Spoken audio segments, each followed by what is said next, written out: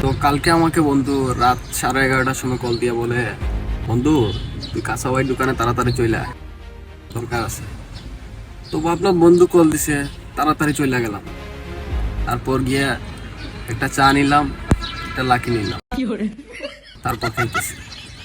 তারপর বললাম বন্ধুকে যে কি হয়েছে বল।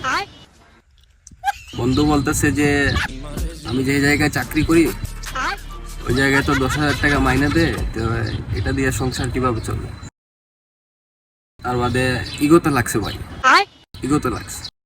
বন্ধুটা কথা শুনে না ইগোটা মানে খুব একটা কষ্ট পাই, মাথা গরম হয়ে গেল। মানে বন্ধুর লেভেল এ আসিল, মানে এই এই এই লেভেল কইরা দিছি বন্ধু। মানে বুঝতেই তো পারতেছেন এতটুক পর্যন্ত ওর রিচ ছিল, এতটুক কইরা দিছি। তারপর আর কি করবো, মাথা গেল গরম হইয়া। ওই দোকানের পাশে একটা স্টিলের পাইপ রাখা ছিল। স্টিলের পাইপ বলতে রড যেমন মনে করেন ওইটা নিলাম। নিয়া কি করব আর, বন্ধুর দুইটা পা বাইঙা দিয়া রাস্তায় বসাই দিলাম। এখন মনে করেন যে ওর ইনকাম দৈনিক 1,500। করবো, বন্ধু মানুষ তো আবদার করছে, না করে পারলাম না, তাই পাও ভেঙে দিলাম।